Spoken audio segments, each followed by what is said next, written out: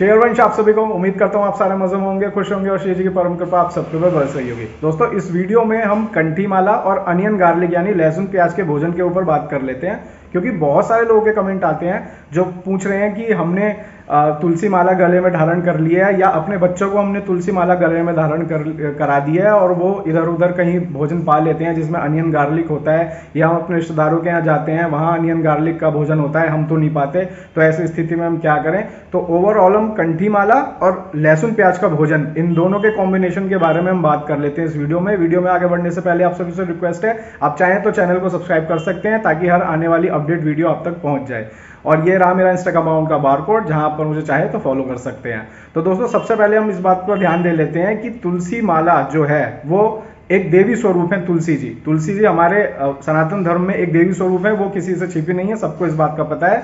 खुद तुलसी माला का दूसरा नाम वृंदा सखी है, और इसलिए जब हम एक देवी को अपने गले में एक माला के रूप में विराजमान कर लेते हैं तो आप यहाँ पर समझ सकते हैं कि अब कोई अभक्ष पदार्थ आपके गले से नीचे उतरने की गुंजाइश नहीं होनी चाहिए। स्वयं परम पूज्य श्री सद्गुरुदेव भगवान ने भी अपनी श्रीवाणी से कई बार बोला है कि जिस गले में कंठी माला धारण हो चुकी है उस गले से नीचे कोई भी अभक्ष पदार्थ, अभक्ष भोजन या अभक्ष पेय के रूप में नीचे नहीं जाना चाहिए।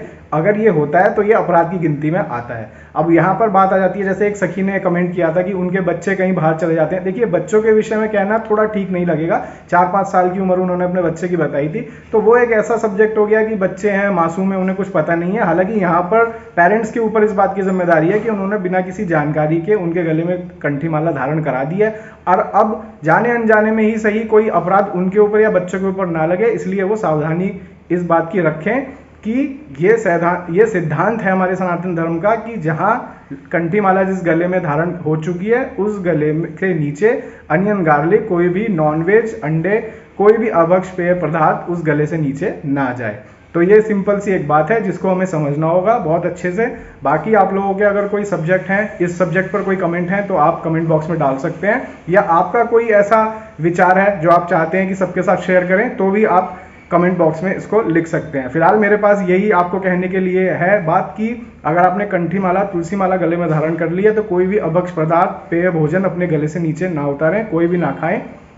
किसी वजह से अगर आपको बिल्कुल ही ऐसी स्थिति आ चुकी है कि आप गुरु दीक्षित भले ही नहीं है, लेकिन अगर आप एक नियम ले रखे हैं, तो आप अगर ऐसी स्थिति आ गई है कि भाई अब तो बिल्कुल ही जीना मरना वाली बात हो गई है, तो आप कंठी माला जरूर उतार दें गले से। लेकिन ऐसा सिर्फ 1 या 2 बार ऐसी स्थिति में हो सकता है जहां पर कोई दूसरा ऑप्शन ही नहीं बचता।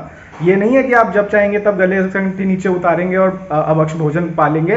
पूरा जीवन में ऐसा 1-2 बार ही होता है, हमेशा नहीं होता। तो इस बात को हमें समझने की जरूरत है कि हमें बिल्कुल स्ट्रिक्टली ये रूल फॉलो करना ही करना है कि अगर हमने कंठी माला धारण कर ली तो अब हम अनियन गार्लिक नहीं खाएंगे जीवन में, नॉनवेज नहीं खाएंगे, अंडे नहीं खाएंगे, क्योंकि तुलसी सखी, हमारी वृंदा सखी को ये बात पसंद ही नहीं है कि उन्हें जिस शरीर में विराजमान कर दिया गया अब वो शरीर अनियन गार्लिक या कोई भी अभक्ष भोजन खा रहा है। तो आई थिंक जिसके मन में अब कोई भी दुविधा होगी वो मेरी इन बातों से अब क्लियर हो रही होगी। बाकी आप जैसा आपका भाव है, आपके भाव को हमारा प्रणाम है। उम्मीद करूंगा कि आपको वीडियो अच्छी लगी होगी। जल्दी मिलूंगा आपसे एक नए वीडियो पर, नए कंटेंट पर। अपना ख्याल रखिए, मुस्कुराते रहिए। श्री हरिवंश।